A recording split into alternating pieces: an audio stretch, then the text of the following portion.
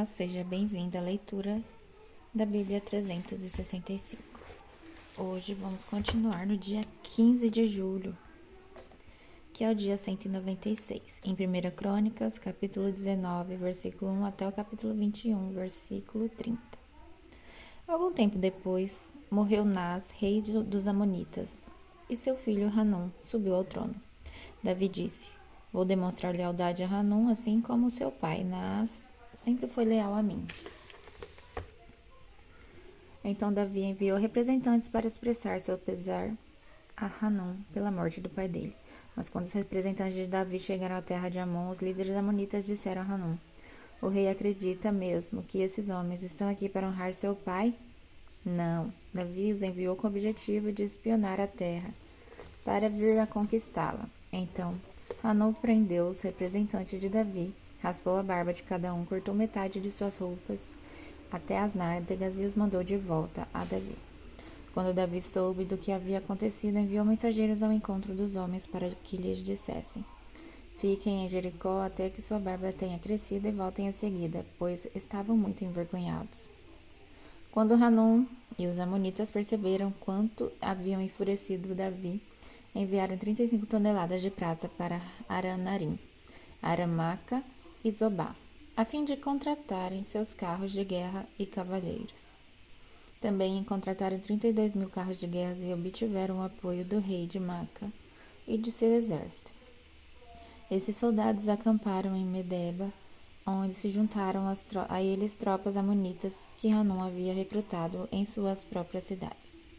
Davi foi informado disso e enviou Joabe e todos os seus guerreiros para lutarem contra eles. As tropas amonitas avançaram e formaram sua frente de batalha à entrada da cidade, enquanto os outros reis se posicionaram para lutar nos campos abertos. Joabe viu que teria de lutar em duas frentes ao mesmo tempo e por isso escolheu alguns dos melhores guerreiros de Israel e o pôs sob seu comando pessoal para enfrentar os sírios. Deixou o restante do exército sob o comando de seu irmão Abissai, que atacou os amonitas. Joabe disse a seu irmão: Se os sírios forem fortes demais para mim, venha me ajudar. E se os amonitas forem fortes demais para você, eu irei ajudá-lo. Coragem, lutemos bravamente por nosso povo e pelas cidades de nosso Deus, e que seja feita a vontade do Senhor. Joabe e suas tropas atacaram e os sírios começaram a fugir. Quando os amonitas viram que os sírios batiam em retirada, também fugiram de Abissai e recuaram para dentro da cidade. Então Joabe voltou para Jerusalém.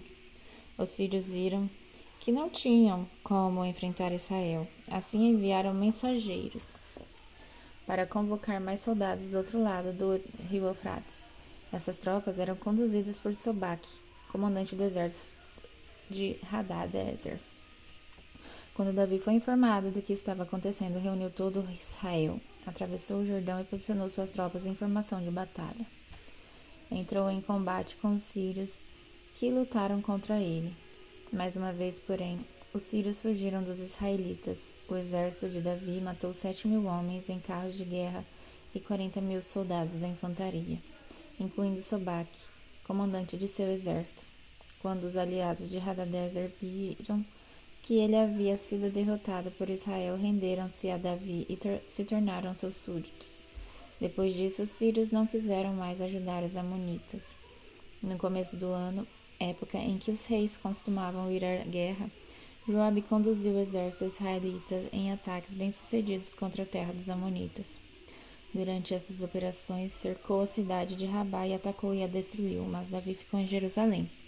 Joabe conquistou Rabá e a destruiu. Então, Davi chegou a Rabá, removeu a coroa da cabeça do rei e ela foi colocada sobre sua cabeça. A coroa era feita de ouro enfeitada com pedras preciosas e pesava cerca de 35 quilos. Davi tomou grande quantidade de despojo da cidade. Também tornou os habitantes de Rabá seus escravos e os obrigou a trabalhar com serras, picaretas e machados de ferro. Foi assim que Davi tratou o povo de todas as cidades amonitas. Então ele e todo o exército voltaram para Jerusalém. Depois disso, houve guerra contra os filisteus em Gézer. Enquanto lutavam, Sibecai de Hussate matou Saf, um descendente de gigantes, e desse modo os filisteus foram subjugados. Durante toda a batalha contra os filisteus, Elanã, filho de Jair, matou Lame, irmão de Golias, de Gate, o cabo da lança de Lame era da grossura de um eixo de tecelão. Em outra batalha com os filisteus em Gate, havia um homem de grande estatura, com 6 dedos em cada mão e 6 dedos em cada pé, 24 dedos ao todo, que também era descendente de gigantes. Mas quando ele desafiou os israelitas e zombou deles, foi morto por Jonatas, filho de Simeia, irmão de Davi. Esses filisteus eram descendentes dos gigantes de Gate, mas Davi e seus guerreiros os mataram. Satanás se levantou contra Israel e incitou Davi a fazer um censo. Davi disse a Joabe e aos comandantes do exército: façam uma contagem de todo Israel, desde Berseba ao sul até Dan ao norte, e tragam-me um relatório para que eu saiba o número exato do povo. Joabe, porém, respondeu que o Senhor torna a população 100 vezes mais numerosa do que é hoje. Mas por que meu senhor o rei deseja fazer essa contagem? Eles não são todos seus servos? Por que levar Israel a pecar? Apesar da objeção de Joabe, o rei insistiu que fizessem o censo, então Joabe saiu para contar o povo de Israel. Depois voltou para Jerusalém e informou a Davi o número de pessoas. Havia em Israel 1.100.000 homens aptos para irem à guerra, que sabiam manejar as espadas. Em Judá havia 470.000 homens, mas Joabe não incluiu no censo as tribos de Levi e Benjamim, pois achou absurda a ordem do rei. Deus se desagradou muito do censo e castigou Israel por isso. Então Davi disse a Deus: pequei grandemente ao fazer essa contagem. Perdoe meu pecado, pois cometi uma insensatez. O Senhor falou a Gade, o vidente de Davi. Esta foi a mensagem: vai e diga a Davi que assim diz o Senhor: darei a você 3 opções, escolha um destes castigos e eu aplicarei a você. Gade foi a Davi e disse: essas são as 3 opções que o Senhor lhe deu: 3 anos de fome, 3 meses de destruição pela espada de seus inimigos, ou 3 dias de praga intensa, durante os quais o anjo do Senhor trará devastação sobre toda a terra de Israel. Decida o que devo responder àquele que me enviou. Não tenho para onde correr nessa situação, respondeu Davi a Gade, mas é melhor cair nas mãos do Senhor, pois sua misericórdia é grande, que eu não caia nas mãos de homens. Então o Senhor enviou uma praga sobre Israel e 70.000 pessoas morreram, e Deus enviou um anjo para destruir Jerusalém. Mas quando o anjo estava prestes a fazê-lo, o Senhor teve compaixão e disse ao anjo da morte: pare, já basta. Naquele momento, o anjo do Senhor, que estava perto da ira de Araúna, o Jebuseu. Davi olhou para cima e viu o anjo do Senhor entre o céu e a terra, com a espada desembainhada na mão, estendida sobre Jerusalém. Então Davi e as autoridades de Jerusalém, de Israel, se vestiram de pano de saco e se prostraram com o rosto no chão. Davi disse a Deus: fui eu que ordenei o censo, eu pequei e fiz o que era mal, mas o povo é inocente como ovelhas. O que fizeram? Ó Senhor meu Deus, que tua ira caia sobre mim e minha família, mas não castigue teu povo. Então o anjo do Senhor disse a Gade que mandasse Davi construir um altar ao Senhor na ira de Araúna, o Jebuseu. Davi subiu para lá a fim de cumprir a ordem que o Senhor deu por meio de Gade. Araúna debulhava o trigo quando virou e viu o anjo. Seus 4 filhos que estavam com ele fugiram e se esconderam. Quando Araúna viu que o rei se aproximava, saiu da ira e curvou-se diante de Davi com o rosto no chão. Davi disse a Araúna: quero comprar de você esta ira pelo preço justo. Construirei nela um altar para o Senhor, a fim de que ele faça cessar essa praga. Pode ficar com a ira, meu senhor, o rei, disse Araúna. Use-a como lhe parecer melhor. Eu lhe darei os bois para os holocaustos, as tábuas de trilhar como lenha para o fogo do altar, e o trigo como oferta de cereais. Eu lhe darei tudo, ó rei. O rei Davi, porém, respondeu a Araúna: não, faço questão de comprá-la pelo preço justo. Não tomarei o que é seu para oferecer ao Senhor. Não apresentarei holocaustos que nada me custaram. Então Davi pagou a Araúna 600 peças de ouro pela ira. Davi construiu ali um altar ao Senhor e ofereceu holocaustos e ofertas de paz. E quando Davi orou, o Senhor respondeu com fogo do céu para queimar a oferta sobre o altar. Então o Senhor deu ordem para que o anjo pusesse a espada de volta na bainha. Quando Davi percebeu que o Senhor havia respondido à oração, ofereceu sacrifícios ali na ira de Araúna, o Jebuseu.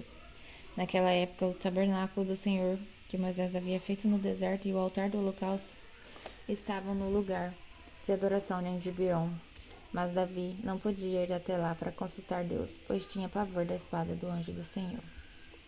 Agora em Romanos, capítulo 2, versículo de 25 até o capítulo 3, versículo 8. A prática judaica da circuncisão só tem valor se você obedece à lei de Deus. Mas se você que é circuncidado não obedece à lei de Deus, não é diferente de um gentio incircuncidado. E se os incircuncidados obedecem à lei de Deus, acaso não serão também considerados circuncidados? De fato, os gentios incircuncidados que cumprem a lei de Deus condenarão você, judeu que é circuncidado e tem a lei de Deus, mas não obedece a ela. Pois ser judeu exteriormente ou ser circuncidado não torna ninguém judeu de fato. Judeu verdadeiro é quem o é no íntimo. E circuncisão verdadeira é a do coração, feita pelo Espírito e não pela letra da lei, recebendo assim a aprovação de Deus e não das pessoas. Então, qual a vantagem de ser judeu? A circuncisão tem algum valor? Sim, há muitos benefícios. Em primeiro lugar, aos judeus foi confiada toda a revelação de Deus. É verdade que alguns deles foram infiéis, mas isso significa que Deus será infiel? De maneira nenhuma. Ainda que todos sejam mentirosos, Deus é verdadeiro, e as Escrituras dizem a seu respeito. Será aprovado que tens razão no que dizes, e ganhará sua causa no juízo. Alguém poderia dizer, mas nosso pecado não cumpre um bom propósito, ajudando os outros a verem como Deus é justo. Não, é uma injustiça, portanto, Deus nos castigar? Estou seguindo do ponto de vista humano. Claro que não. Se fosse assim, como Deus poderia julgar o mundo? Alguém poderia argumentar ainda, mas por que Deus me condena como pecador se minha mentira ressalta sua verdade e lhe traz mais glória? E alguns até nos difamam, afirmando que dizemos, quanto mais pecarmos, melhor. Quem diz essas coisas merece condenação. Agora em Salmos capítulo 11, versículo de 1 a 7. Ao Senhor eu me refugio, porque então vocês me dizem, voe para os montes como um pássaro. Os perversos preparam seus arcos e colocam as flechas nas cordas. Das sombras eles atiram contra os que têm coração íntegro. Os alicerces ruíram.